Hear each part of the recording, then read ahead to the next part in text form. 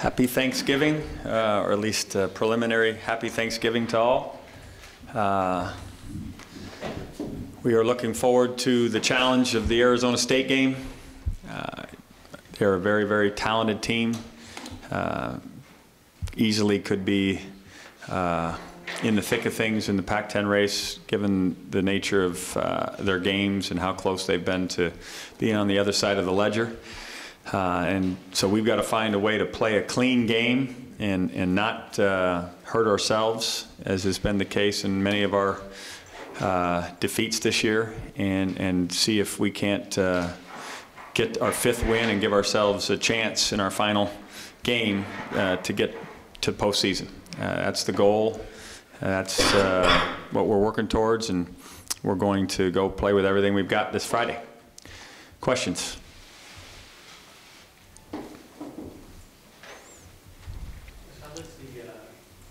Both teams fighting for a game. How does that affect the nature of the game? Physical? Well, it's kind of like a playoff game, I guess. In some, it will be a spirited game. You know, there are a number of games like that this weekend in our conference. Cal and Washington are playing that kind of game, and certainly Oregon State still has to win one more to get to be eligible. So there's a level of intensity that I think is going to be prevalent around the league with respect to trying to stay alive in this thing. A number of people continue to email asking why or what's your reasoning behind their perception that you berate the quarterbacks on the sideline when they make a mistake. Yeah, it's not berating. It's quizzing. Whenever they come off the field and we've been unsuccessful on a third down, normally it's a third down that allows for the departure of the field, I'm asking them what they saw. And sometimes you just don't hit a pass, or sometimes the pressure is such that you get sacked, or it just breaks down. But sometimes it's because I'm not sure that his eyes were where they should be. And so I asked the question, now tell me what you were looking at, and I get frustrated when they don't have an answer. And I know I'm animated, and I know that the quarterbacks are a focal point of the football team, and I understand that a lot of people are, and to tell you the truth, I'm not thinking about, maybe I should think about it more, that I'm on television as I'm doing this. I'm just trying to get to the bottom line and help them to improve as a quarterback.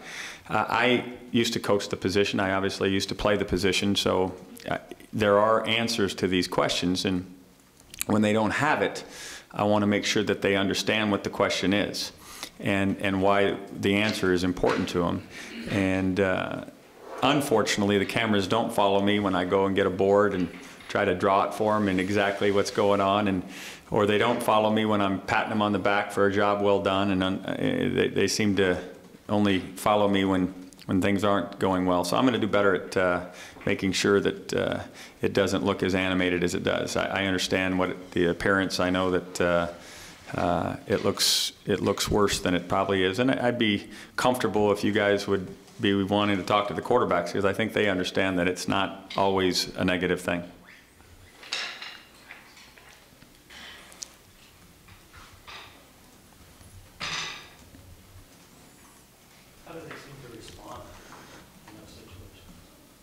They listen. They listen. Sometimes, like our children, they let it go in one ear and out the other. But then when I'll walk over and get a board and I'll start drawing exactly what it is that I'm trying to explain to them, they get the message. And it's all about trying to get better. That's all we're trying to do. And there's only a certain amount of protection time that a quarterback gets. You'd like the ball to be out of there in 2.8 seconds. So to make the most of that 2.8 seconds, you have to be real alert as to where you should be looking. And so if they're not looking where I think they should be, then that's when I want to ask where they were looking and why were their eyes there. And those are the questions that I ask. Getting back to email, people's questions and perceptions, obviously the season hasn't gone as well as you thought it would. Right. There's a suspicion that there might be fall guys involved when it's all said and done.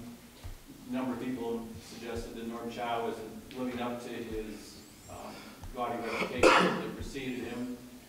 And yet there's, as I understand it, it's been mentioned that there's a 2-year agreement in place for the next 2 years between you and him to continue coaching, but it hasn't been signed. Wouldn't some of that go away if that took place? Well, the agreement between Norm and I is only unsigned because it's, you know, the University of California and its regents have to approve contracts of the type that Norm is agreeing to, multi-year deals. So that's the reason for that holdup. It's not as though we're seeing how he does. We're all in this together. We're trying hard to put a great team on the field that can execute and be amongst the best in our conference. That's the goal. We're not happy at all with the way things have gone. We're not making excuses about it. We're working diligently to give ourselves the best possible chance to be successful this weekend in Tempe. And we'll do the same for the finale against the crosstown rival.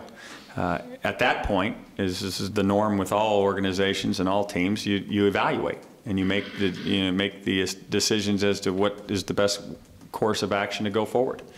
That's been the case each of my years here, each of my years as a head football coach. And each of the assistants does the same. They evaluate.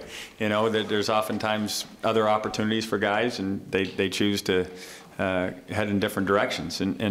But you don't do that until you get to the finish line. Because to do that is not fair to the enterprise that we've all signed on to undertake. But you have done that. I mean, you have done it before getting to the finish line. As I understand it, you two have an agreement that he has a 2-year extension or new contract in place. We made that agreement in the summertime. Okay. Yeah. So there's no reason to think that's going to change. You have an agreement, correct? There is an agreement. That is true. Okay. So that would not be reevaluated, as you said, once you hit the finish line? I'm going to evaluate everything in our program at the end of the finish line. I'm not making any assertions or assumptions as to what this thing I have to decide at the conclusion of the season. That's what I want to do. Okay. I'm just trying to understand, in other words, though, he's got 2 years in the bank no matter what happens. Contractually, absolutely, yes.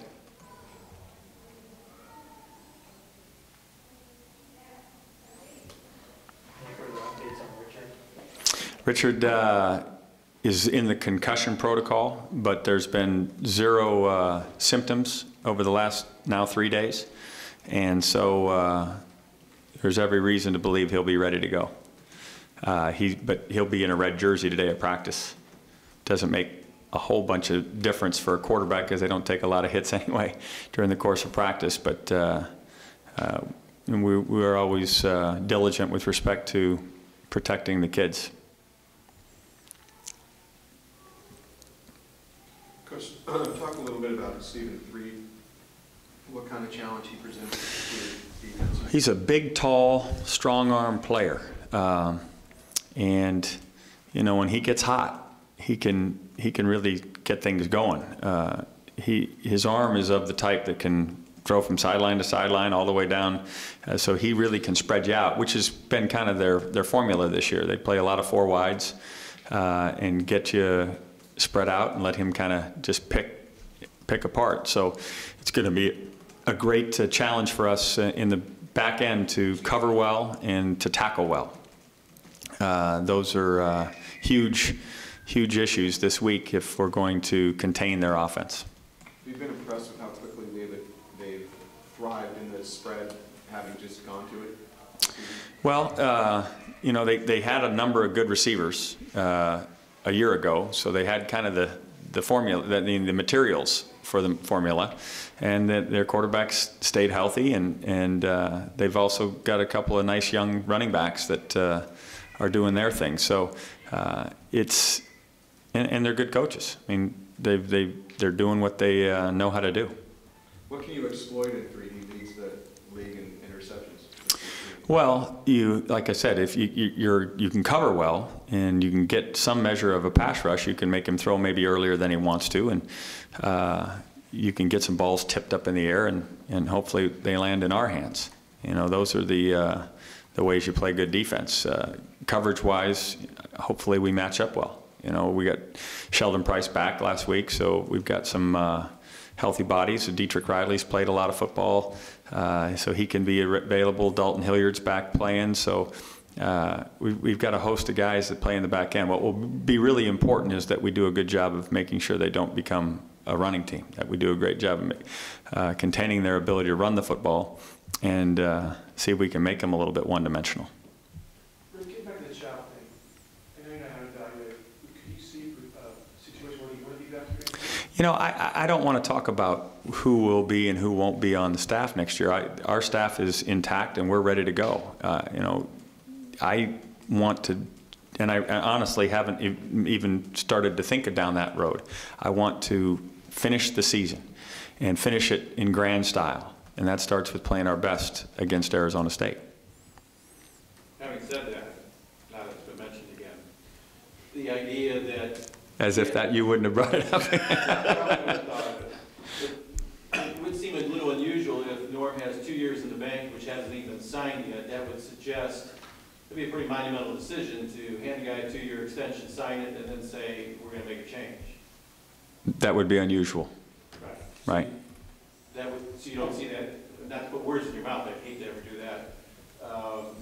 Is there any chance of that happening? I haven't ventured down that path. The evaluation period will start as soon as the season's over. And once I get down to that point, then we'll make the decisions what's the best thing for UCLA football. Just as my bosses do. You know, my bosses have to do that as well. They keep telling us you're going to be back. I'm excited to hear it. Okay, so they evaluated it already. They figured it out. Right. And I want to have that same chance to sit and make those determinations when I can focus solely on it. I believe in Norm Chow. I think he's a great coach. I think he's a great guy. I got to decide what's best for UCLA football, and I can't do that right now. I've got to figure out right now what we can do to beat Arizona State. So at least you leave the door open down. I haven't even opened the door to look what's on the other side. I won't do that until the end of the season. The door is open.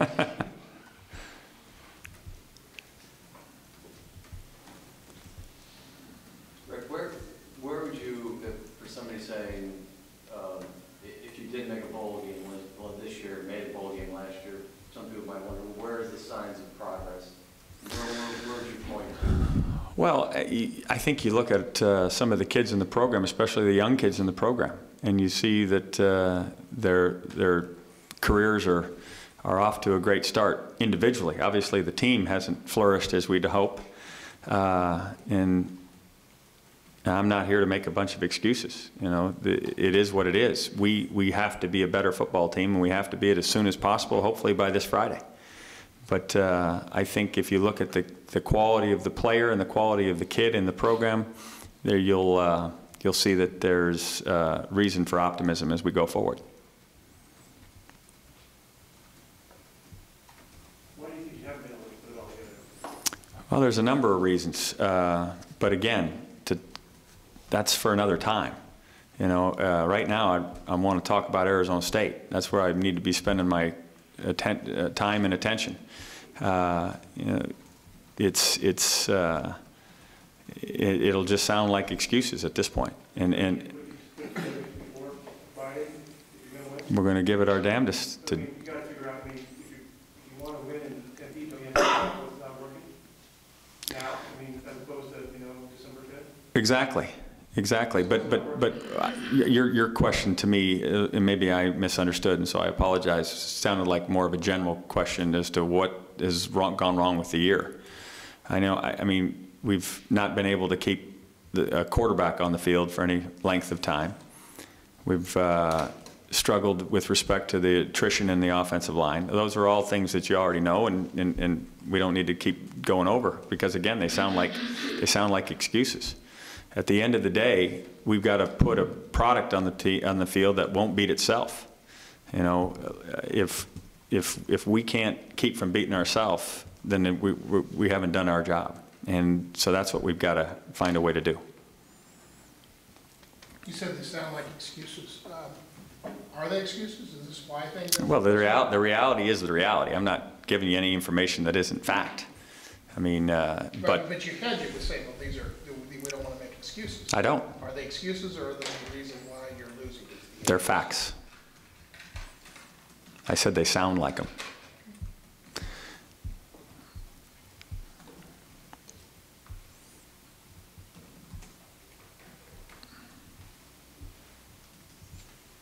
Any other questions?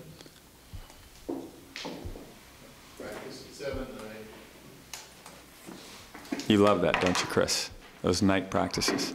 Oh, sure, I brought my hot sheets. We're going to do it again. Riders are going to really do hamburgers. Happy Thanksgiving. It really is.